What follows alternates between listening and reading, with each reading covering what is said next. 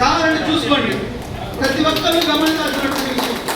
ఒక ఎంప్లాయీ అవ్వాలన్నా, ఒక వ్యాపారం చేయాలన్నా, మంచి అభివృద్ధికి మన 1964 ఎంతో కష్టపడుతూ ఉంటారు. మీరు ఎందుకంటే గమనించాల్సింది ఏంటంటే, మన నాయకులు శ్రీనివాసారి దగ్గర నుంచి ఇంకా అంతకంటే ముందు ఉన్నటువంటి వాళ్ళు కూడా ఒకసారి మనం మననం చేసుకొని మనం ఉన్న బాపట్ల బ్రాంచ్లో ఉన్నటువంటి ఏజెంట్ మిత్రులకి ఈ రోజు ఈ మీటింగ్ వచ్చినటువంటి ఏజెంట్ అందరూ కూడా సహాయ సహకారాలు అందించి, అదేవిధంగా బ్రాంచ్లో ఉన్నటువంటి బ్రాంచ్ మేనేజర్ కానీ, ఇక్కడ ఉన్నటువంటి ఎంప్లాయీస్ కానీ మాకు ఈ సంవత్సరం చెప్పాలంటే నిజంగా అదృష్టం అన్నమాట. ఎప్పుడు కూడా లేనటువంటి, నేను 33 ఏళ్ళ ఏజెన్సీ వృత్తిలో అంత చక్కటి ఎంప్లాయీస్, ప్రతి పని కూడా ఎందుకంటే చాలా చక్కగా పనిచేస్తున్నారు. మా ఏజెంట్ కూడా అలానే బిజినెస్ చేస్తున్నారు. మా దగ్గర ఉన్నటువంటి సమస్యలు చాలా తక్కువ. అలానే క్లయింట్స్ లో కూడా ఇంతకుముందు ఇక్కడ నుంచి తెనాలి వెళ్ళింది సుష్మా మేడం, ఆ అమ్మాయి కూడా చాలా క్లయింట్స్ రికవరీ చేసింది. అలానే మా ఎస్బీస్ కానీ మెచ్యూరిటీస్ కూడా చాలా అద్భుతంగా పనిచేస్తున్నారు. ఒక రకంగా చెప్పాలంటే డివిజన్లోనే ఒక రోల్ మోడల్గా చెప్పచ్చు బాపట్ల బ్రాంచ్, అంత అద్భుతంగా పనిచేస్తున్నారు.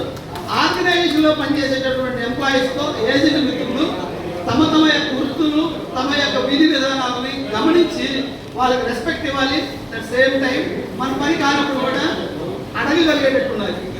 అడిగితే మనం ఏమనుకుంటారని అనుకోవద్దు. మన పైన నాయకులు ఉన్నారు, మనకి ఏ సమస్య వచ్చినా మన నాయకత్వం గ్యారెంటీగా ఉపయోగపడేది. అనవసరమైన విషయాలు పడి తగాదపడి నాకు మటుకి మా యూనియన్ పనిచేయలేదని బట్టి అనుకోవద్దు.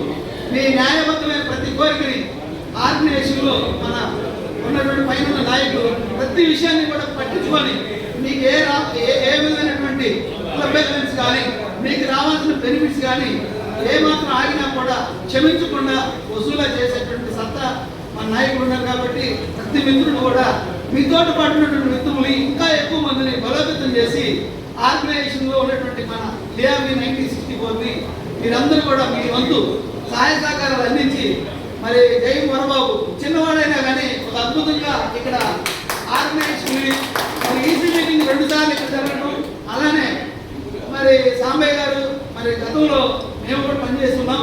కానీ ఏంటంటే మేము ఈ రోజు కూడా దూరంగా ఉంటాం, ఎనమా మీకు ప్రోత్సహిస్తున్నాం. కానీ కొత్త వాళ్ళు రావాలి, అభివృద్ధి చేయాలి.